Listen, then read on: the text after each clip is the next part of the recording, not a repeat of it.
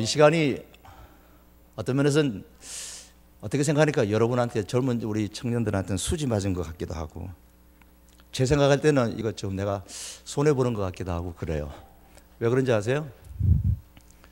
여러분은 전에는 부모님이 다니는 우리 교회 다니시는 분들 같으면은 야, 1부 예배 가라, 2부 예배 가라, 그리고 마치면 청년 예배 가라 그랬는데, 그런 이제 다툼이 필요 없을 것 같아요. 우리 3부 예배도 정식으로 우리 예배면은 1, 2부 예배보다 3부 예배 나오는 분들이 많을 것 같아가지고 당장 그 고민이 없어질 것 같아서 여러분에게는 덕이 될는지 손해가 될는지 모르겠습니다. 어쨌든 저는 말씀을 하나 더 준비해야 되니까 저는 조금 더 힘들어졌어요. 언제까지 이렇게 따로 하려는지 모르겠습니다. 그러나 일단은 지금은 이제 따로 할 겁니다. 그러나 끝까지 따로 한다는 보장은 없어요. 하나 이제 가는 데까지 해보고 도저히 안 되겠으면 같은 말씀을 하겠지만은 하지만 따로 하려고 하면 힘은 써보겠습니다. 그러나 중복되는 부분은 약간씩 있을 수가 있습니다. 남자가 여자와 만날 때에 참 그 여자의 행동이 싫을 때가 있어요. 어떤 때 싫은지 아세요? 몰라요? 인터넷 보니까 여자 입에서 욕 나오는 거 싫어한대요. 남자들 맞습니까? 네, 맞대요. 아무리 예뻐도, 얼굴이 잘생겨도 그 예쁜 얼굴에서 그 입에서 말이에요, 욕이 나오고 막말을 하면 남자들이 좀 정색을 하고 좀 정이 좀 떨어진다나요? 그러니까 우리 청년들 이제 좀 예뻐 보이려면은 욕을 좀 나오더라도 좀 이렇게 좀 참아야 될 것 같아요. 또한 이 남자 저 남자 비교하면서 자기 남자 깔아뭉개는 여자 참 싫어한답니다. 그 남자가 자존심 갖고 사는데 자꾸 다른 남자 비교해가면서 자기 사귀는 친구 남자 자꾸 이렇게 깔보고 뭉개고 그러면 별로 안 좋아한답니다. 또 그리고 거짓말하는 여자 딱 싫대요. 요즘 나오는 드라마 가운데 보면 뭐 내 딸 서영인가 맞나요? 서영이가 내 딸입니까? 내 딸이 서영입니까? 그런 프로 있죠. 여러분들이 잘 안 보겠다, 그죠? 아줌마들이 주로 보는 프로인 것 같은데, 거기 보면요, 젊은 여자가 아버지 없다 그러고 형제도 없다 그러고 그리고 굉장히 잘 사는 부자 남자하고 결혼을 했어요. 나중에 남편이 알아버렸어요. 그래도 남편은 알고 있는데도 불구하고 남편이 모르는 줄 알고 딱 치심이 떼고 끝까지 거짓말합니다. 그러니까 그 남자가 굉장히 고민을 많이 합니다. 순결하고 깨끗하고 참 착한 여자인 줄 알았는데 그냥 끝까지 자기한테 거짓말하고 말이야. 무서울 정도로 말이야. 아버지도 없다 그러고 형제도 없다 그러고 그러니까 정남이가 딱딱 떨어져 가지고 계속 거짓말하면 그 남자 언제 떠날지 모르죠. 또 아줌마처럼 변하는 여자 참 싫대요. 사귄 지 얼마 안 됐는데도 좀 지나가면은 슬리퍼 신고 만나는데 늘어진 추리닝 입고 나오고 화장도 안 하고 맨땅 얼굴 갖고 나오고 떡진 그런 머리 갖고 나오고 그냥 모자 하나 푹 덮어 쓰고. 모자 왜 써요? 모자 쓰신 분 계시는데 뭐 예배 시간에 저는 써도 괜찮은데 아마 머리 안 감아서 썼는지 모르겠어요. 오해 안 받으려면은 특히 여자분들 모자 왜 쓰냐 그러니까 머리 안 감았을 때 머리가 좀 이렇게 할 때 모자 탁 벗쓰고 나온다 그러대요. 그런 거 별로 편한 건 좋을지 모르지만 저 여자가 좀 꾸밀 때 꾸며야 대접을 받는데 안 그러면 좀 별로 안 좋다고 합니다. 여자가 제일 싫어하는 남자가 어떤 남자인 줄 아세요? 돈 없다고 늘 징징거리고요. 남자 볼 때마다 돈 없다고 늘 징징거리면 여자가 딱 질려버린대요. 맨날 여자 만나면 하는 얘기가 아이고 죽고 싶다, 아이고 너무너무 힘들다, 하늘에서 오늘은 돈다발이나 팍 안 떨어지나, 뭐 복권이나 한다 해가지고 대박이나 좀 터지지. 이런 남자 절대 사절이랍니다. 맨날 죽겠다 그러고 힘들다 그러고 어렵다 그러고 그런 말 하면 별로 여자들이 안 좋아한대요. 그런 말 한다고 해서 뭐 달라지는 것도 없고, 돈 없다고 징징거려봐 여자친구가 돈다발 안겨다 주는 것도 아니고, 그렇다고 살림살이가 더 나아지는 것도 아니고. 여자들이 이런 순간 딱 질릴 정도가 아니고 이제 완전히 이제 짜증이 폭발되는 경우가 많이 있다고 합니다. 또 어떤 남자를 싫어하느냐면 자기만 늘 이해해달라고 하는 남자가 여자를 딱 질색이래요. 이중잣대를 대가지고 여자가 그러면 되냐고, 여자가 뭐 남자는 괜찮은데 여자가 그러면 되냐고 늘 그러면 별로 안 좋아한다 합니다. 여자도 힘들고 남자만 힘 안 든 게 아니고 여자도 힘들고 남자도 힘들고 다 힘든데 늘 보면은 힘들다 그럼 별로 여자들이 안 좋아해요. 베스트는 아니지만은 여자가 싫어하는 이야기 중에 하나가 뭐라 그러죠? 남자 군대 갔다 온 얘기 별로 안 좋아한대요. 그래도 군대 얘기 한번 해봅시다. 아주 그 친절한 모습을 보여주는 그 훈련소 조교들이요, 훈련소 가면 이제 부모님들과 딱 헤어지고 나면, 요즘은 별로 안 그럴 것 같은데 제가 다닐 땐 그랬어요. 일단 훈련소 문만 통과하게 되면 막사까지 가는 데는 걸어서 못 들어갑니다. 지금 어떤지 모르겠어요. 아침에 보니까 군인 한 명이 있던데, 사람 말고 군인 그 한 사람이 있던데, 가쁘고 없네요. 예, 어떤지 모르겠어요. 그냥 막사까지 가려면은 쪼그려뛰기, 그러면 뒤로 치침, 앞으로 치침, 낮은 포복 해가지고 그냥 정신 바짝바짝 들게 해가지고 들어가게 만듭니다. 훈련소 생활하는 동안에 얼차례 수가 기합받는 게 얼마나 많은지 모릅니다. 군대는 군대만의 훈련 방식이 있어요. 왜 그럴까요? 이유는 한 가지입니다. 변화라는 겁니다. 변해야 된다고. 행동과 의식을 변화시키기 위한 거예요. 안 변하면 군대 생활 못 한다는 겁니다. 사회생활 하던 그 행동하고 그 의식, 그 생각 가지고 군대 생활하면 사고치기 딱 알맞고, 그러면 인생 끝장이기 때문에 크게는 병사들을 보호하기 위한 것이고 작게는 자기 재밌어서 하는 거지만 어쨌든 그렇게 합니다. 군대에서는 변해야 됩니다. 억지로라도 변해야 됩니다. 안 변하면, 못 변하면 사고치든지 탈령하든지 어쨌든 사고 나기 마련입니다. 변해야 됩니다. 알코 중독자들을 훈련시키는 그런 프로그램들이 있어요. 그런데 가면 훈련 프로그램을 시키는데 그대로 두면 인간도는 못하니까 그들의 생활 방식과 그들의 의식을 바꾸려고 프로그램을 통해 가지고 훈련을 시킵니다. 왜 그렇게 합니까? 그렇게 해서 고쳐야만 그들의 삶이 한층 더, 지금보다 더 나은 양질의 인생이 될 수 있다고 믿기 때문에 그런 프로그램을 사용해 가지고 그 사람을 변화시키려고 하는 겁니다. 하나님께서는 우리가 세상을 살아가면서 변하기를 원하세요. 오늘 특별히 오늘 말씀이 하나님께서 우리가 참 변하기를 원하는 말씀인데요, 올 한 해 동안에 우리 성도교회, 우리 청년들, 우리 청장년들이, 우리 성도들이 긍정적으로 변하려고 한번 힘쓰는 그런 한 해가 됐으면 좋겠습니다. 어쨌든 변해야 삽니다. 지금 갖고는 안 됩니다.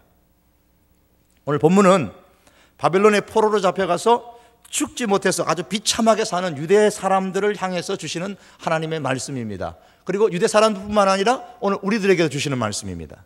오늘 본문을 분석해 보면 16절 말씀에서 마지막 절까지인데요, 38절 말씀까지인데 16절은 도입하는 부르는 말씀이고 17절에서 21절의 말씀은 이스라엘 백성이 왜 지금 이 바벨론의 포로로 잡혀와가지고 고생하고 있는지 거기에 대해서 말씀하고 있는 겁니다. 그리고 22절에부터 마지막 38절 말씀까지는 하나님께서 이스라엘 백성들을 변하게 만들어서 그들의 인생, 그들의 삶을, 그들의 국가를 회복시키겠다라는 말씀입니다. 희망찬 미래에 대해서, 희망에 대해서 이야기를 하고 있습니다. 자, 왜 이들이 바벨론 땅까지 붙들려 와가지고 이렇게 고생하고 있느냐? 오늘 본문을 한마디로 말하면 더럽기 때문이다 그러는 거예요. 더럽기 때문이다. 더럽다는 겁니다. 17절에서 18절에 보시면은 17절 중간에 보시면 뭐라고 나오냐면은 그들이 땅 위에 17절 보시면은 그들의 더럽혔나니, 그 땅을 더럽혔나니 17절에 그랬어요. 더럽혔다 그랬어요. 18절에 보면 자기들을 더럽혔으므로. 왜 더럽혀졌느냐? 병이 들어 더럽혀진 게 아니고 죄로 인해서 더럽혀졌다 그렇게 말합니다. 17절에 보시면 그들의 행위로 더럽혀졌다 그랬습니다. 어떤 행위냐? 18절에 피 흘림과 우상숭배라는 거예요. 18절과 19절입니다. 그들이 땅 위에 피를 쏟았으며 우상들로 말미암아 자신들을 더럽혔으므로 하나님께서 분노를 발해서 그 행위대로 심판을 해서 각 나라로 흩어버리셨다 그렇게 말씀합니다. 그 결과 하나님께서는 이스라엘 백성이 처음에 가나안 땅에 들어가기 전부터 약속하신 것이 하나 있습니다. 그게 뭐냐면 너희가 가나안 땅에 보내주는데 그 가나안 땅에서 우상을 숭배하면 그 대가로서 이 가나안 땅에서 너희를 쫓아내버리겠다. 하나님의 이스라엘 백성들이 그렇게 이미 약속을 하셨어요. 백성들도 좋습니다, 그렇게 하겠습니다, 약속을 했어요. 그런데 막상 살다 보니까 그들이 우상을 섬겼습니다. 하나님께서 그 약속하신 대로 그들을 가나안 땅에서 쫓아내버리셨어요. 그런데 문제가 생겼습니다. 20절의 말씀입니다. 같이 한번 읽어볼까요? 20절입니다.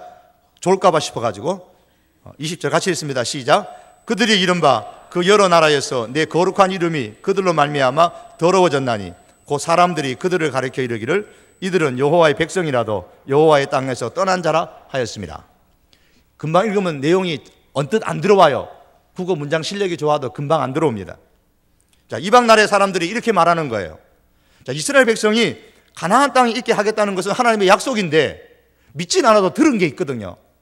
이스라엘 백성이 가나안 땅에 살게 하겠다고 하나님은 약속을 했는데 이스라엘이 지금 가나안 땅에 안 살지 않느냐? 저 땅에서 쫓겨난 것을 보니까 이스라엘의 하나님은 이스라엘과 맺은 약속을 성취하지도 못하는 아주 부족한 하나님이구나. 결국 이스라엘의 하나님은 자신이 한 약속에 실패한 하나님이고, 하나님은 결국 자신의 이스라엘 백성들조차도 지켜주지 못하는 아주 능력이 부족한 하나님이구나. 그래서 그 하나님께서 이스라엘을 아예 포기하셨구나, 이렇게 말하는 거예요.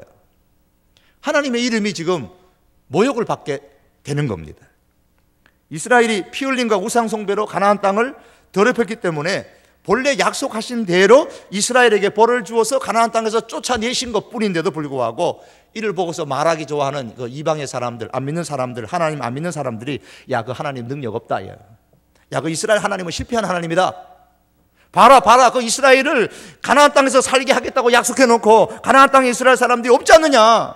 그들이 지금 우리나라에 포로로 잡혀와가지고 저렇게 비참하게 사는 거 봐라. 우리 땅에 포로로 잡혀와서 저 개고생하고 있는데. 그러면서 아주 비아냥거리고 비웃고 하나님을 이렇게 욕하는 겁니다. 이렇게 이스라엘이 가나안 땅에서 살지 않고 이방의 포로가 되어져서 이방 땅에 사는 것 자체만으로 하나님의 이름이 지금 모독을 받는 거예요. 그런 측면에서 우리 청년들이, 우리 청장년들이 어떻게 하든지 사회 속에서 부지런히 살아야 되고 성실하게 살아야 됩니다. 뭐 남들처럼 최고의 자리는 아니라 할지라도 열심히 살아야 됩니다. 그 열심히 사는 모습을 보면서 저 괜찮은 사람이구나. 왜 괜찮은가? 보니까 교회 다니는 사람이네, 하나님 믿는 사람이네. 적어도 그 정도는 돼야 되는 겁니다.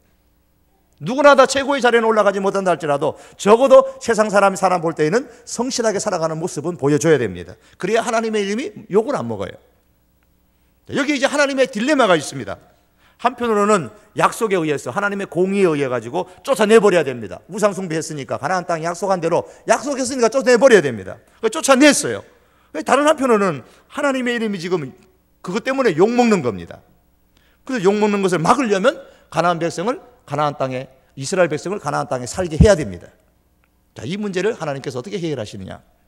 이 문제를 해결하는 방법이 21절 이하의만 방법이에요. 21절에 보시면 더럽힌 내 거룩한 이름을 내가 아꼈노라 그랬습니다. 내가 아꼈노라. 하나님의 이름이 모독을 받는 것을 그대로 보고 있지 않겠다는 말씀입니다.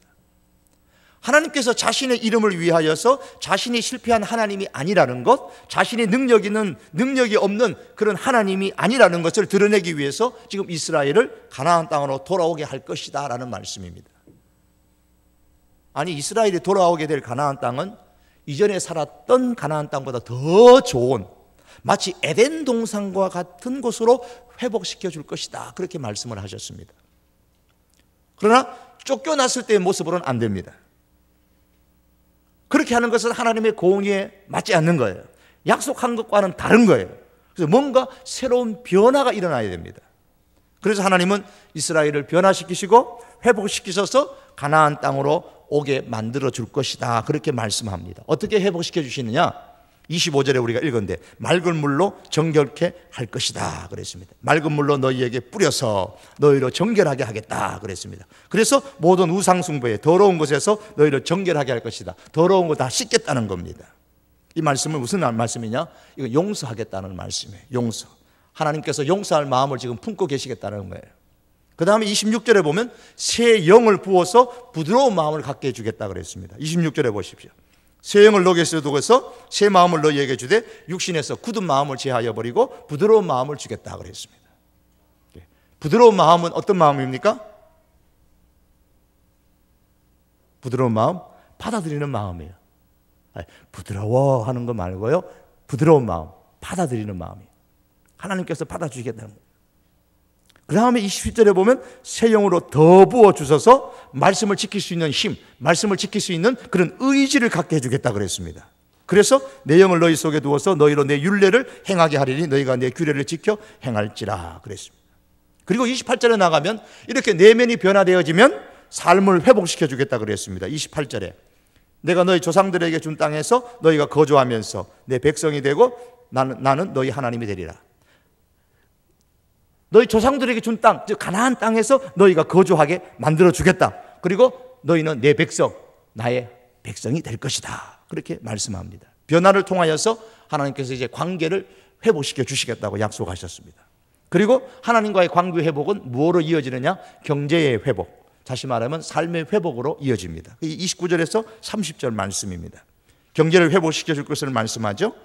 내가 너희를 모든 더러운 데에서 구원하고 곡식이 풍성하게 해서 또 내려가면 나무의 열매와 밭의 소산을 풍성하게 하겠다. 삶의 변화와 이 경제의 회복을 좀 더 구체적으로 이제 더 말씀하는 것은 이제 앞에 나오는, 우리가 읽지 않은 제일 앞에 나오는 8절에서 15절 말씀에 보면 나옵니다. 8절 말씀 보면 가지를 내고 열매를 맺게 할 것이고, 9절에 보시면 함께 할 것이고, 갈고 심게 하고, 10절에는 성읍에 거주하고 빈 땅에 집을 이제 건축해서 사람이 살도록 모여들고, 11절에는 지위가 회복되어지고 대우가 나아지게 만들어 주시고, 12절에는 가정이 회복되게 만들고, 14절에는 사회를 회복시키시고, 15절에는 수치와 비방을 받지 않게 해 주시겠다고 말씀하셨습니다. 이런 삶의 변화, 이런 회복 하나님께서 약속해 주셨는데, 이런 삶의 변화와 회복에 앞서서 먼저 마음을 변화시켰겠다. 너희의 마음을 맑은 물로 씻을 것이고 새 영을 너희에게 부어서 부드럽게 만들어 줄 것이다 라고 말씀을 하셨습니다. 자, 그런데 하나님은 이런 변화와 회복의 시간을 지금 계획하시고 때를 기다리십니다. 언제? 그러면 이 약속을 주셨는데 언제 해 주실 건데요? 언제? 8절에 보면 때가 가까이 왔다. 때가 가까이 왔다. 가까이 왔다는 말씀은 하나님께서 시간을 계산하시고 회복의 때를 기다리신다, 그런 말씀입니다. 하나님은 지금 이스라엘의 삶의 환경, 삶의 질을 회복시킬 때를 지금 계산하고 기다리시는 거예요. 이스라엘 백성들의 신분을 회복시킬 때를 지금 하나님께서 지금 계산기로 두들기고 계시는 거예요. 계산하고 계시는 겁니다. 기다리는 겁니다. 하나님께서는 우리들에게도 마찬가지입니다. 우리들의 삶을 변화시키시고 우리의 삶을 회복시킬 때를 하나님께서 계획하시고 하나님은 기다리고 계시는 분입니다. 지금 에스겔이 이 말씀을 전파하고 있는 그 순간은 이 말씀을 듣고 있는 유다 백성들이 바벨론의 포로라 그랬습니다. 굉장히 힘든 생활입니다. 바벨론의 포로가 되어서 수치를 당하고 있습니다. 비방거리가 되고 있습니다. 우리가 당하는 그런 힘든 것은 어떤 거 있어요? 여러분이 공부하는 거, 취업 준비하는 거, 앞으로 인간관계, 어떤 건강의 문제, 무엇이 가장 힘들다고 생각하십니까? 이스라엘 백성들이 아주 힘든 과정을 지금 지나가고 있습니다. 그런데 하나님께서는 약속을 하시면서 때를 정해 놓으시고 시간을 지금 재고 계신다, 그렇게 말씀하셨습니다. 자, 이렇게 해주시는 이유가 뭐냐는 거예요. 왜 하나님께서 그 이스라엘 사람들을 변화시켜가지고 그들의 인생을, 그들의 삶을 왜 회복시키시려고 하시느냐라는 거예요.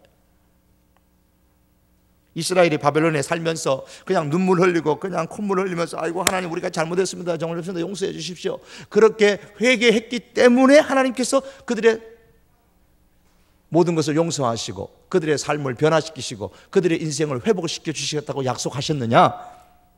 21절에서 23절의 말씀 보면 그게 아닙니다. 21절에는 내 거룩한 이름을 내가 아꼈노라 그래. 22절에 보시면 중반에 쭉 보시면 내가 이렇게 행함은 뭐 때문이라고요? 너희를 위함이요? 너희를 위함이 아니요, 너희가 그 다음에 나의 거룩한 이름을 위함이라. 23절에 나의 큰 이름을 내가 거룩하게 할지라. 나의 거룩함을 나타내리니 내가 여호와인 줄을 여러 나라 사람이 알리라. 반복되는 게 뭡니까? 여호와의 거룩한 이름, 여호와의 이름입니다. 하나님의 그 거룩한 이름 때문에 하나님께서 지금 하나님의 이름을 아끼시기 때문에 이스라엘을 변화시키시고 삶을 회복시키시다고 말씀하시는 겁니다. 이 말씀을 들으면 그럼 하나님께서 하나님 자신을 위해서 하는 것이네? 하나님께서 지금 이스라엘을 위해서 하시는 게 아니고, 다시 말하면 오늘로 말하면 하나님의 나를 위해서 하시는 게 아니고 하나님 자신을 위해서 그 이스라엘의 내면을 변화시키시고 삶을 회복시키시다고 지금 약속하고 계시는 거잖아요. 이렇게 말하면 결국 하나님께 감사할 것도 없네요. 결국 날 위한 것도 아니고 하나님 자신을 위해서 구원도 하시고 삶을 회복시키시고 변화도 주시고 하시겠다고 하니까 하나님께 감사할 게 하나도 없잖아요. 안 그래요? 하나님이 어떻게 그러실 수가 있습니까? 아마 흥분하는 사람이 있을는지 모르겠습니다. 이것은요, 사람의 수준에서 자꾸 생각하니까 그렇게 생각이 드는 거예요. 한번 물어봅시다. 만약에 하나님께서 하나님 자신을 아끼지 않으시면 누가 하나님을 아껴줄 겁니까? 아무도 없어요. 그 어떤 피조물도 어떤 인간도 하나님을 하나님 수준으로 아껴줄 존재가 없어요. 하나님 자신이 아니면. 그래서 조나단 에드워드라는 사람은 이것을 갖다 이렇게 표현했어요. 만일 하나님이 자기보다 다른 것을 더 귀하게 여기신다면 그것은 불의한 것이다 그랬어요. 인간은 본질적으로 타락했고 죄인입니다. 본래는 자기 자신조차도 존귀하게 여길 수 없는 그런 존재가 본래 인간입니다. 그런 인간이 어떻게 하나님을 높여준다는 말입니까? 하나님의 이름은, 하나님은 누가 높여줄 수 있느냐? 사실은 하나님만이 아낄 수가 있어요. 하나님만이 높일 수가 있습니다. 왜냐하면 하나님보다는 더 뛰어난 존재가 없기 때문에 그래요. 그래서 하나님의 목표는 자신의 영광, 자신의 기쁨을 보존하고 드러내는 겁니다. 이것이 21절에서 하나님께서 거룩한 자신의 이름을 아끼신다라는 말씀의 의미입니다. 그런데 하나님께서 자기의 이름을 아끼면서 행동하실 때에, 하나님께서 자신의 이름을 아끼기 위하여 무언가를 행동하실 때에 거기에 무엇이 나타나느냐? 인간의 진정한 행복이 나타난다는 겁니다. 저희 집에요, 열대어가 새끼까지 포함해서 한 200마리가 넘게 있어요. 근데 와 하지 마세요. 그게 뭐 어미는 몇 마리 안 돼요. 우리 교회에서 한 2달 전에 분양해 갔어요. 교회 그 앞에 그 현관에 있죠. 그 열대어 현관에 의자인데 있잖아요. 너무 많다고 이제 관리하는 집사님이 봉다리에 여기 싸놨어요. 그래서 그걸 하나 가져갔는데 어떤지 우리 집의 환경이 맞는지 어떤지 하여간 잘 컸어요. 새끼를 부지런히 놓대요.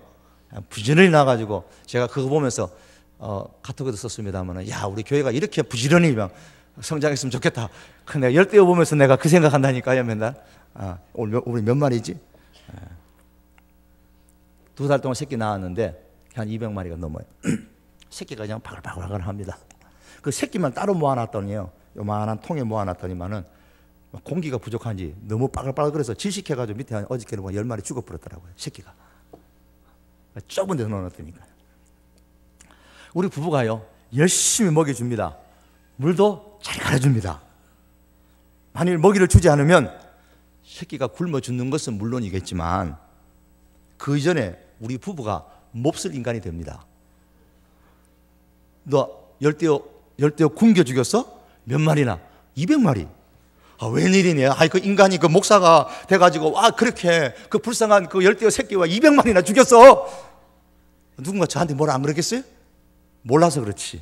알면. 그럼 제 이름이 제 목사가 욕을 당하잖아요. 아니에요? 그렇게 목사가 욕을 먹을 수밖에 없죠. 그 새끼 불쌍한 거 200마리 그냥 굶겨 죽였다고.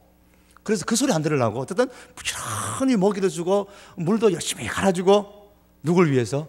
그 새끼보다 나 위해서. 목사 부부 자신이 잔인한 사람이라는 말을 안 듣기 위해 가지고 나를 위해서 하는 거예요. 그런데 그것이 곧 누구의 행복이에요? 그 열대의 행복이에요. 열대의 행복이에요. 부지런히 모이줘요. 하루에 3번이나 줘요. 하루에 한 번만 주면 된다 그러는데 아침 주죠, 점심 주죠, 저녁 주죠. 물도 한 일주일쯤 되면 갈아주죠. 어떤 이틀도 한 일주일에 한 2번 더 갈아주기도 하고. 부지런히 해줍니다. 결국 그것이 누구의 유익이고 누구의 행복이냐? 그 열대의 행복입니다. 가만히 있으면서 열대야, 네 참 행복하고 좋겠다. 네 참 좋겠다. 가만히 있으면 먹기만 먹고. 물고기 행복입니다. 제때 먹이를 주니까 얼마나 행복한지 몰라요. 이 집이 잘했다 막 그럴 거예요. 여러분, 하나님과 우리 사이가 지금 그런 거예요. 그 인간의 변화와 회복은 결국은 자신의 어떤 잘남이나 자신의 노력 때문에 일어나는 것이 아니고 전적인 하나님의 공로고 하나님의 은혜로 말미암아서 일어나는 겁니다. 열대어가 말합니다. 내가 부지런히 먹이를 찾아서 먹었기에 내가 컸지. 만약 그렇게 말한다면 잡아다가 회쳐 먹을 놈이죠. 아니에요. 전적인 내 은혜인데, 우리 부부의 은혜인데요. 우리 부부의 공로예요. 그렇게 크는 거는 우리 은혜로 지금 열대어가 사는 겁니다. 변하고 지금 회복되는 거예요. 지금요, 새끼들이 점점 커가고. 이스라엘도요, 우리도 마찬가지입니다. 우리가 당연히 구원받았습니까? 여러분이 당연히 교회 나오는 겁니까? 당연히 어떤 내적인 변화가 되어지고 당연히 내 삶의 회복이 되어지는 겁니까? 그거 아닌 거예요. 전적인 하나님의 공로고 하나님의 은혜로 변화되고 하나님의 은혜로 회복되는 겁니다. 변화와 회복은 하나님의 은혜입니다. 여러분, 이 변화와 회복은 하나님의 은혜인데 언제 일어나느냐? 하나님의 때에 일어나는 거예요. 하나님께서 우리의 삶을 회복시키기 위해서 열심히 살피시면서 지금 때를 기다리시고 계시는 거예요. 오늘도 때를 기다리십니다. 하나님께서는 이것을 어느 정도로 열심히 하느냐? 하나님의 이름을 걸고 하는 거예요, 지금요. 하나님의 이름을 걸고. 힘들고 고통스러운 우리의 삶 가운데 하나님께서 자신의 이름을 걸고 찾아오셔가지고 우리를 변화시키시고 회복시킬 때를 지금 시간 정해놓고 기다리고 계시는 겁니다. 지금 오늘 본문의 말씀이 이스라엘을 위해서, 유다 백성을 위해서 하나님이 그렇게 하시는 겁니다. 그걸 약속하시는 겁니다. 그 약속이 오늘 우리를 위해서도 하시는 약속인 겁니다. 그럼 우리가 할 일은 뭡니까? 그냥 우리는 수동적으로 그럼 됐네 뭐. 근데 하는 거, 늘 하는 거, 못된 일 그냥 여전히 행하면서 가만히 있으면 하나님께서 내 영혼 변화시키시고 내 삶을 회복시켜 주실 때까지 뭐 게임이나 하면서 그냥 그렇게 하나님 때가 될 때까지 기다리기만 하면 되겠네요. 물론 절대 아닙니다. 바울의 표현대로 하면 그럴 수 없느니라. 그러면 하나님 방망이만 날라올 뿐이죠. 변화와 회복의 약속은 기다림 속에서 운명적으로 숙명적으로 이루어지는 게 아닙니다. 변화와 회복의 은총은 저절로 이루어지는 게 결코 아닙니다. 그럼 어떻게 해야 됩니까? 핵심 오늘 제목이 그겁니다. 그래도 뭐예요? 제목이? 주보다 안 보셨네. 그래도 구하여야 할지라 하나님께. 37절 다시 한번 읽습니다. 시작. 주 여호와께서 이같이 말씀하셨느니라. 그래도 이스라엘 족속이 이같이 자기들에게 이루어 주기를 내게 구하여야 할지라. 한번 따라해 봅시다. 그래도 자기들에게 이루어 주기를 내게 구하여야 할지라. 다시 한번 합니다. 좀 더 크게. 그래도 내게 이루어지려면, 자 이렇게 합시다. 그래도 내게 이루어지려면 내가 하나님께 기도해야 한다. 하나님께서 우리를 위해서 변화와 회복의 모든 준비를 다 마치셨습니다. 용서해 주실 마음도 있으시고 부드러운 마음 주실 것도 있고 우리에게 더 성령도 충만하게 주시기로 하나님께서 다 계획하셨고 우리의 삶도 회복시키고 삶의 질도 하나님께서 더 나은 것으로 회복시키시려고 하나님은 모든 것을 다 준비해 두셨습니다. 그리고 때를 기다리십니다. 그 때가 언제입니까? 우리가 기도할 때입니다. 구할 때입니다. 우리가 두드릴 때입니다. 찾을 때입니다. 그래도 내게 구하여야 하리라. 하나님께서 다 준비해 놓으셨지만 그래도 우리가 구할 길을 하나님께서 기다리시는 거예요. 우리 성도계, 우리 청년들이, 우리 성도들이, 우리 청장년들이 하나님 앞에 구하기를 하나님이 기다리신다고 말씀하시는 겁니다. 하나님께서는 우리의 기도를 들으시고 약속하신 변화와 회복을 이루어 가시겠다고 말씀하시는 거예요. 예수님께서 이 땅에 오셔가고 십자가를 지는 것은 하나님의 뜻이죠. 하나님의 약속입니다. 그런데 예수님께서 십자가를 지는 이 하나님의 약속을 이루시기 위해서 어떤 일을 하셨습니까? 그냥 가만히 계셨습니까? 아닙니다. 겟세마네 동산에서 마지막에는 간절히 기도하셨습니다. 그냥 가만히 앉아서 십자가 지신 거 아니에요. 기도를 통해서 십자가를 지신 겁니다. 요엘 선지자를 통해서 성령을 주시겠다는 그 약속, 그냥 가만히 받은 게 아닙니다. 오늘 제가 1, 2부에서 말씀드렸는데 우리 교회 주제입니다. 저 마음을 같이하여 기도에 힘쓰라. 이게 올해의 주제입니다. 여러분도 아시고 기도하시면 좋겠습니다. 여자들과 예수의 어머니 마리아와 예수의 아우들과 더불어 마음을 같이하여 오로지 기도에 힘쓰더라.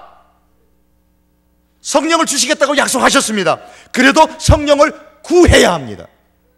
그들은 같은 장소에 모여가지고 같은 마음으로 더불어서 기도했습니다. 오로지 진지하게 기도했습니다. 응답받을 때까지 기도했습니다. 그 결과 기도의 응답으로 그들이 성령의 충만을 받았습니다. 하나님의 약속이 이루어졌습니다. 회복의 역사가 일어났습니다.